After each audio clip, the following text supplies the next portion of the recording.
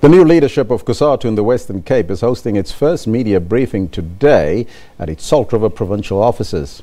The Union Federation seeks to highlight several social as well as economic issues.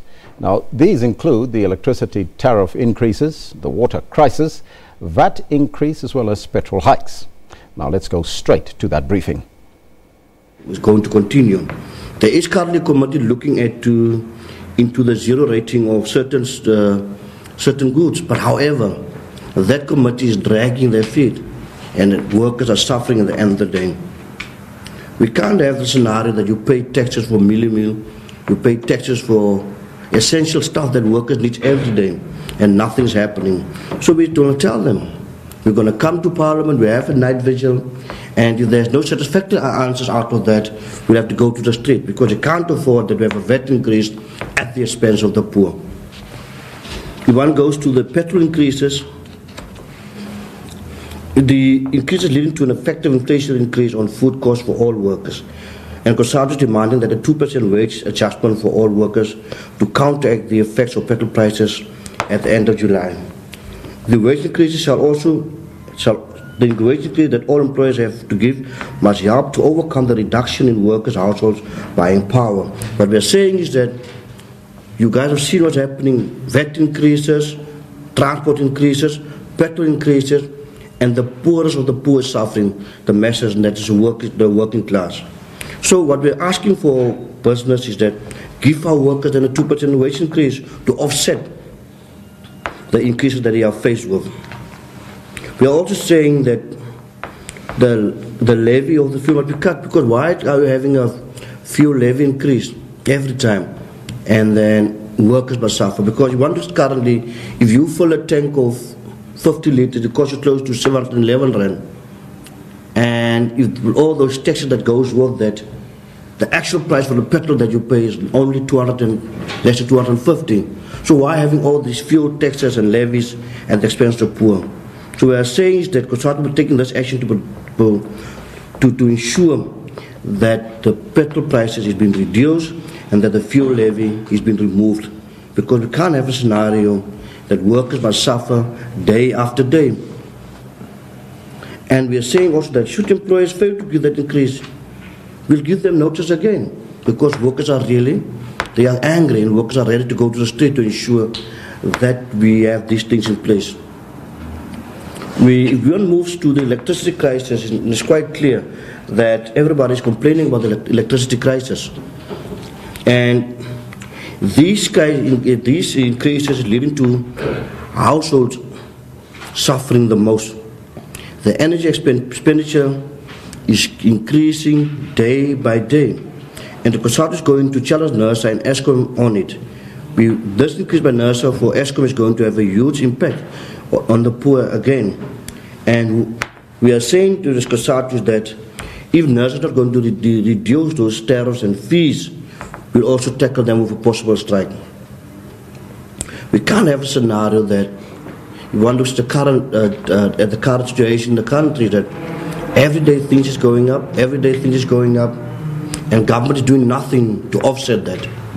They don't come to the party to say, look here, we'll do this to ensure that workers don't feel the brunt of all these increases. And ultimately, it's only the poor that will be impoverished further. If one goes to the foreign workers in our country, we are saying that as government, they must give more and better support to the foreigners in the form of social welfare, so that workers of the country can first get jobs first. We are saying that if countries are forced to employ foreign workers, at least that percentage not increase 40%. And then we may be accepted in that particular fashion. But currently, if one goes to the Victoria waterfront, you'll see they've got now a new tendency of only employing foreigners in most of the positions in the waterfront. We are saying is that, as Cosatu, we are calling for the termination of employment for all undocumented workers, meaning that if you are not here with the proper documentation, that you mustn't be employed in our country, irrespective if you are white or black, because that same the same issue we are faced with is for black workers as well as white workers. So the Department of Labour must ensure that they visit those companies where they employ foreign workers to ensure that those workers are properly documented in this country. And the department also work closely with the border people to ensure that, with customs, to ensure that people that come to the country are coming in with the right papers, and they must also assist with that particular aspect.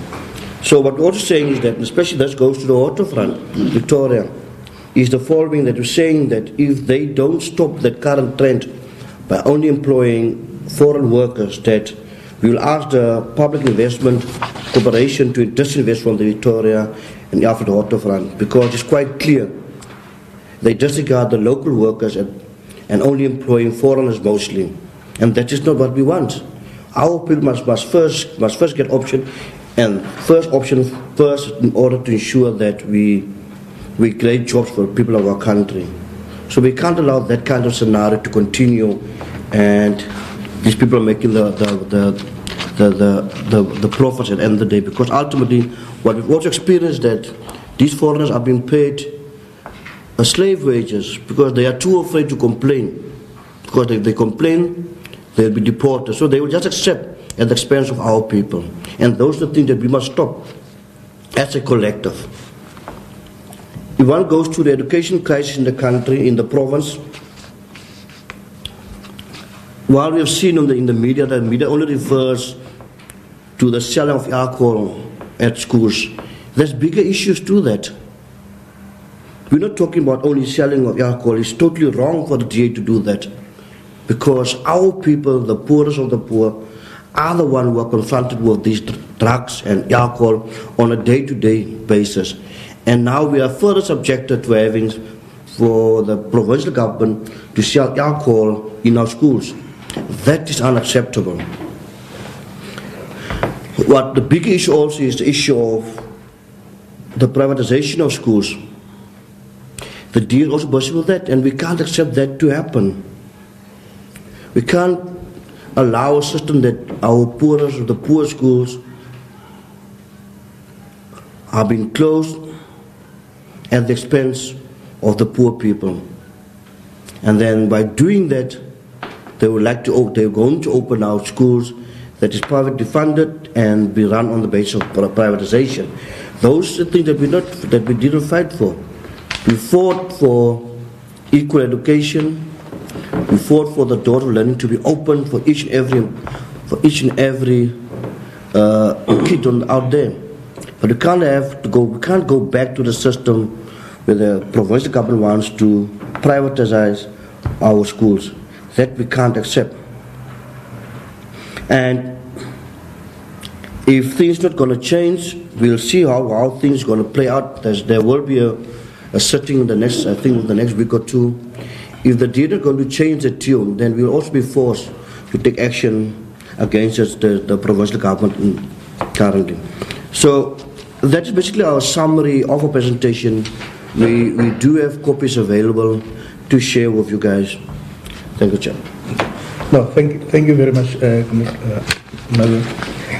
Now I will open up for questions if there are questions, and then we will then have to respond to that. Thank you.